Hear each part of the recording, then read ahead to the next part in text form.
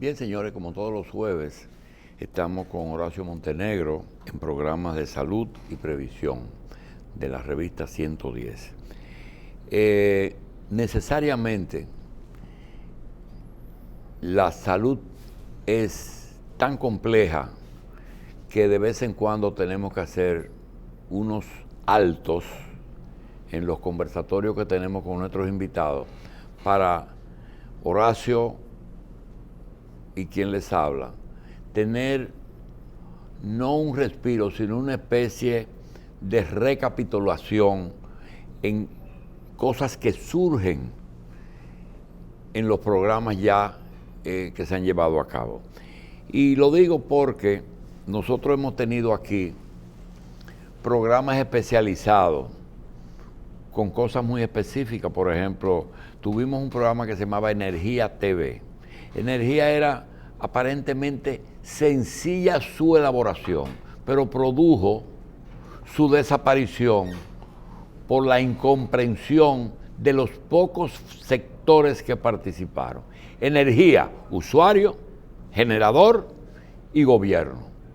Pues resulta que los generadores y el gobierno que imponían sus reglas al usuario no se pusieron de acuerdo para entender que todos estos procesos de reformulación de áreas importantes como son salud, educación, energía, han estado sujetas a un capítulo que se llama educación, información, publicidad, para que el usuario estuviera listo a recibir un nuevo sistema que a veces rompía 100% con el pasado.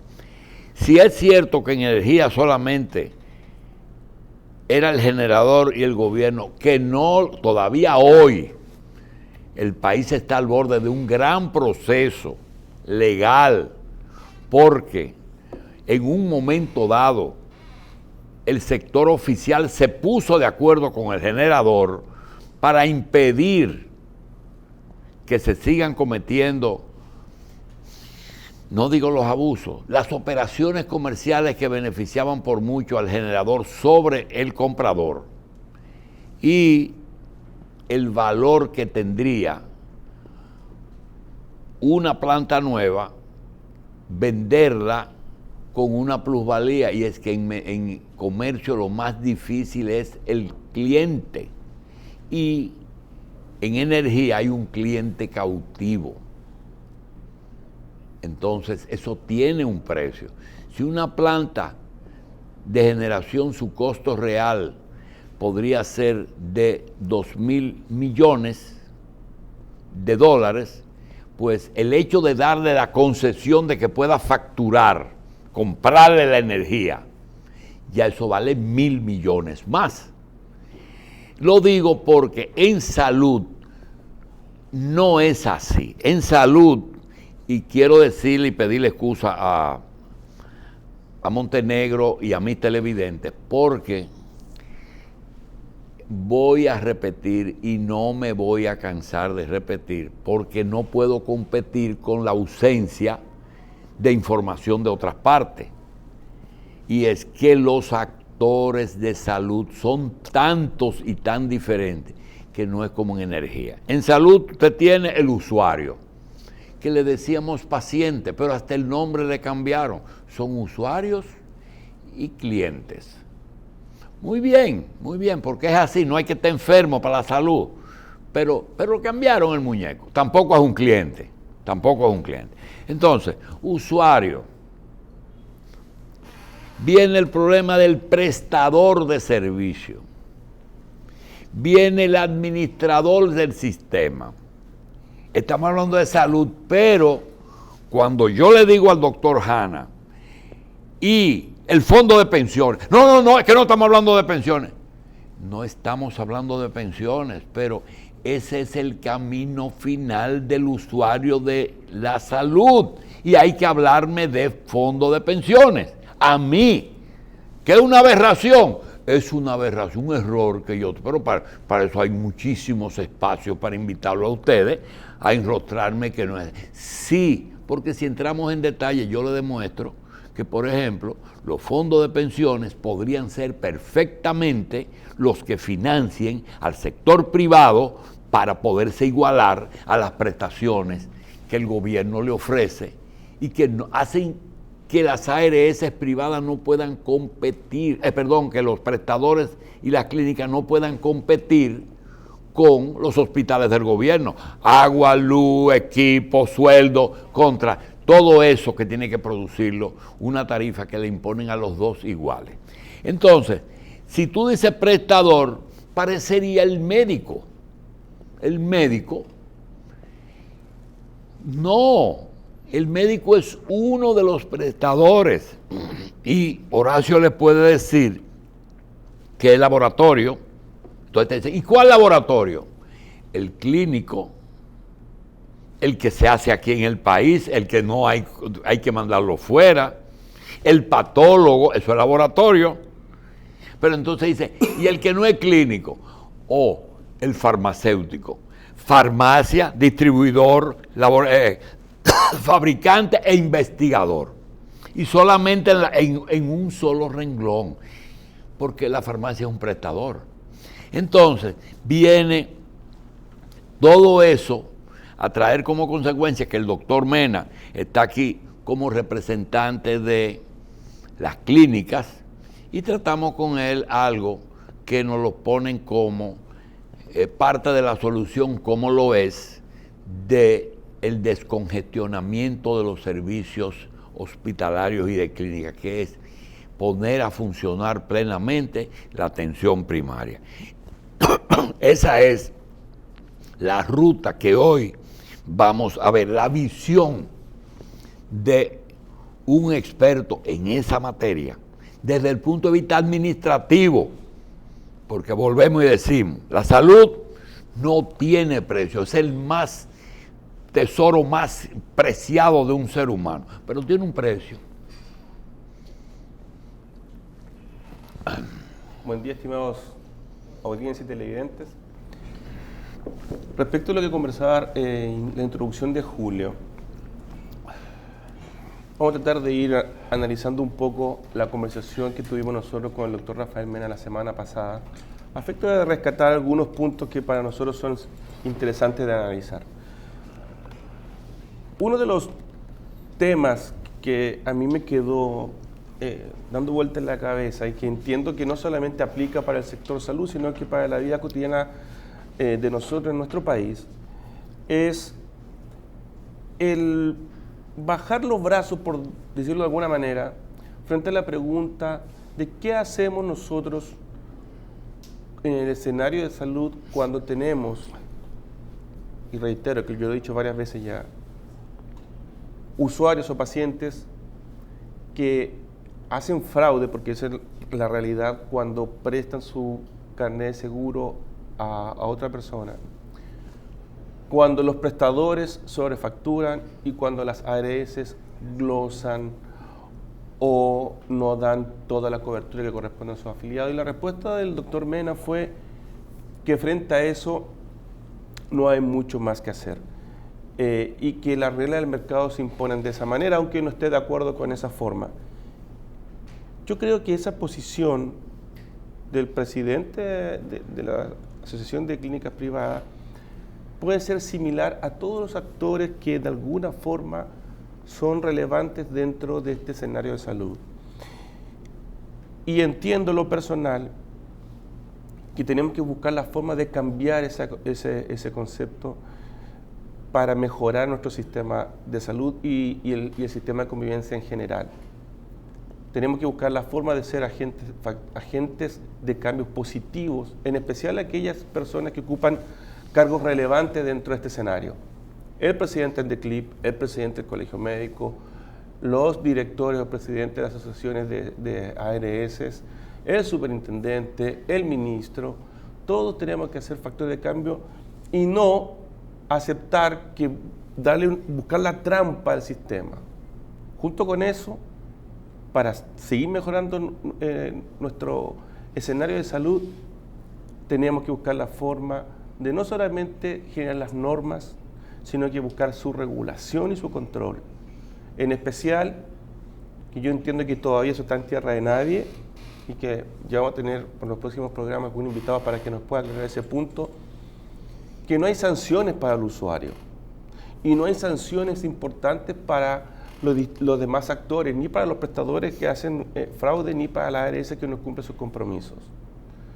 Julio reitera permanentemente y dice de una forma muy sarcástica que las ARS son las que finalmente le entregan el exequatur al médico, ¿o no, Julio? ¿Que la qué? Que las ARS son las que finalmente son las que entregan el exequatur al Sí, médico. sí, el que le dan el que habilita. ¿Y por qué? Bueno, dice, de alguna manera, sin que yo esté realmente de acuerdo con lo que dice Julio desde su perspectiva, tiene cierta lógica. Las ARS, y que tienen que ver la forma de cambiar su esquema, no son dolientes cuando... Sí, pero yo quiero corregir algo, porque el camino hace que tú también corrías. Cuando tú te afilias a una ARS, previamente ellos te dicen cuál es su menú. Sí, claro. Es decir, no te están engañando. No. Te dice, mira, nosotros te ofrecemos estos servicios con estos médicos. Porque yo tuve que correr. Yo pensaba que eso era como rumba abierta para baile, y no es así. Pero no debe ser así, porque también el médico, tú no le puedes decir, usted tiene que acogerse a todas las tarifas y decir, yo no veo seguro. Sí. Bueno, yo cuando hablo, los médicos... No, pero que quiero aclarar Sí, que también yo era radical, pero después entendí que ellos no te engañan, porque si yo me quiero inscribir en PALIC me dice, mira, yo te ofrezco eso, tú quieres afiliarte a esta ARS, y yo acepto o no acepto, porque ellos te dicen, ¿quiénes son los que le ofrecen servicio? No, la ARS... Ese es un menú que te dan. No un menú. El menú lo pone el prestador y la ARS es la que define finalmente y te ofrece las tarifas para el menú que Exacto, y a tal precio también. Exactamente. El tema complejo para los que están en este sector y los que en general quieren emprender nuevos centros clínicos, y que a mí me da mucha curiosidad, es que en este proceso, y ahí comparto de alguna manera contigo tu forma de ver el escenario, vienen los prestadores, ¿cierto? Los médicos, se asocian. Voy a hacer la misma figura que tú haces, ¿cierto? Se asocian los médicos, forman una empresa, buscan el local, lo alquilan. Mientras lo están alquilando, equipan. Después que terminan de equipar, y tienen que llamar entonces, contactarse con el Ministerio de Salud para la habilitación. Ahí son 3 meses, fácil. Sí. Bueno, llevan 3 meses, aparte de lo que ya han invertido y el tiempo, ¿cierto?, que han pasado desde que comenzaron a instalar su infraestructura. Están habilitados por salud pública y entonces comienza el proceso de contratación de tarifas con la ARS. ¿Cuánto tiempo se demora la ARS en negociar con un prestador? En mi caso, mi experiencia, 2 oportunidades, 3 con la tuya. 6 meses. Sí, pero en promedio. Entonces, en esos 6 meses... Tú acabas de tocar. En esos 6 meses, ¿qué hace el prestador? Uno de los puntos muy difíciles. Mira, por ejemplo, con motivo de la política, por cierto que no te lo he informado en privado, porque ya me llamaron 3 senadores de la República que están viendo la inversión que ellos hacen en salud a sus votantes. Y me encontré con que en la provincia, ese senador no me llamó, pero en la provincia de San Juan, del Ceibo, de San Pedro y de Nagua, y hay Moca, hay empresas diferentes en cada provincia, diferentes, que a veces los senadores le han sugerido y otras veces ellos mismos con personas calificadas lo van a hacer. En San Juan van a poner 10 centros de atención primaria, 10 centros en la provincia completa. San Juan, Las Matas, El Cercado, Vallejuelo y todos los municipios. 10 centros. Y yo pregunto, porque te interrumpí por eso, ¿y cómo ellos se van a abocar a la construcción, porque tú sabes que hay una estructura física que o la construyes o la adaptas, y las dos cosas son costosas. Y en lo mínimo, que son 8 consultorios, lo mínimo 8 consultorios, tú tienes una inversión que ¿cómo la haces sin tú estar? Porque salud te dice, si haces eso, está habilitado, perfecto, pero sin afiliarte a las ARS. Y cuando tú termines de hacer una inversión en 10 centros que te va a costar cada uno entre 200 y 300 mil dólares cada uno, sin imágenes, y solamente con toma de muestra, ¿cómo vas a hacer para esperar un año para que las ARS te contesten que no, o te contesten sí, pero nada más te doy pediatría, ginecología obstetricia en consulta? Óyeme, ese tema que tú estás tratando, y hay otra cosa, y la ley los protege.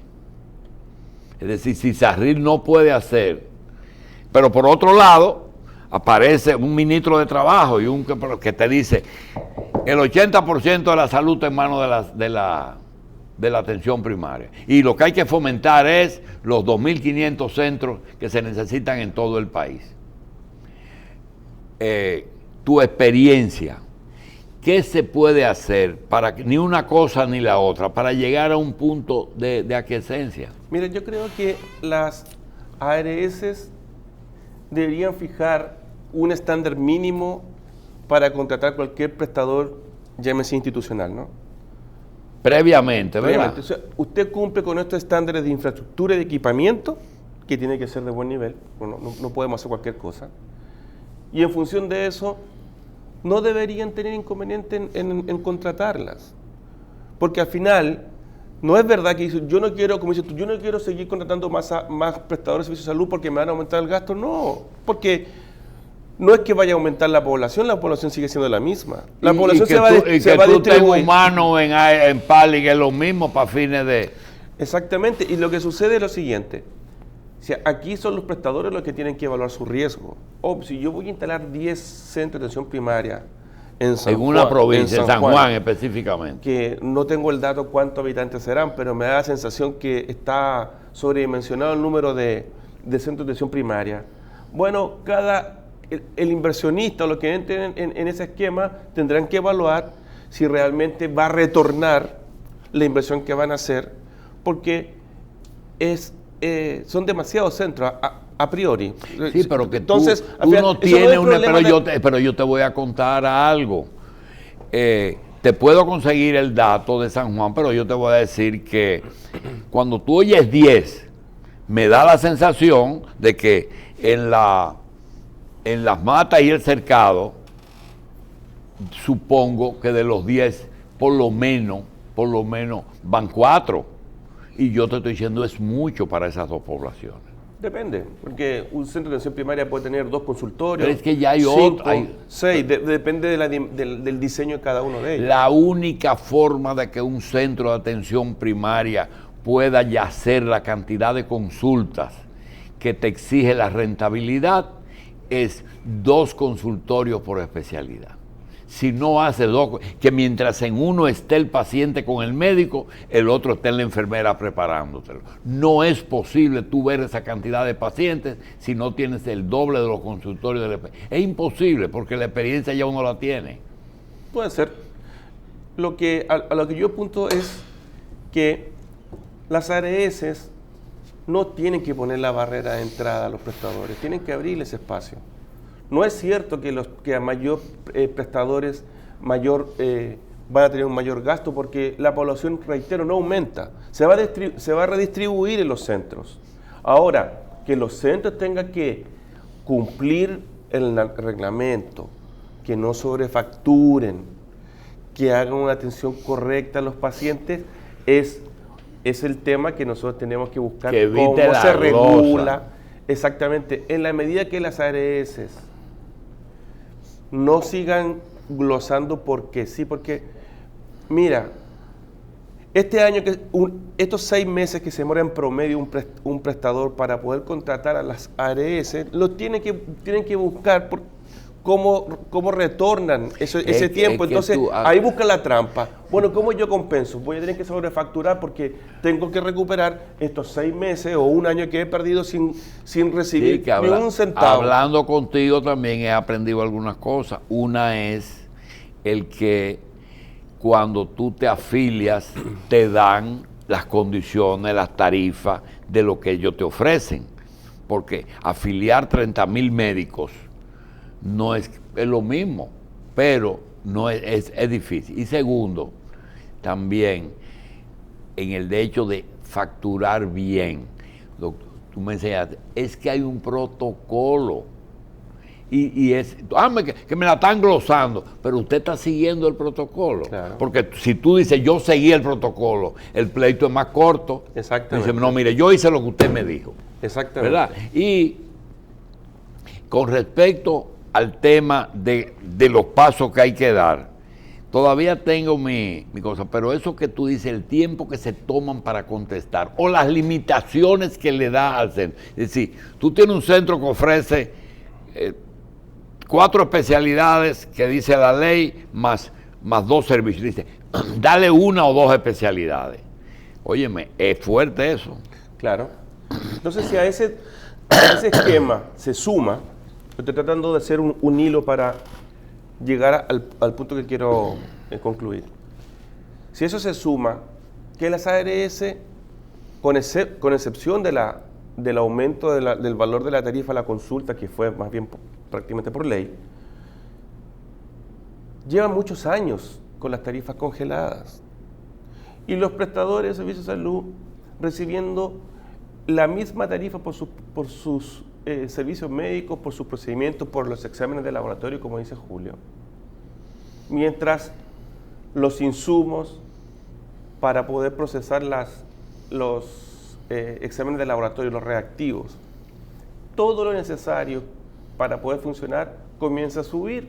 El tipo de cambio sube, la inflación aumenta, el gasto asociado a la operación de cada centro aumenta y las tarifas están congeladas. Entonces, frente a eso, ¿qué hacen los prestadores? Estoy tratando de entender la lógica de Rafael Mena.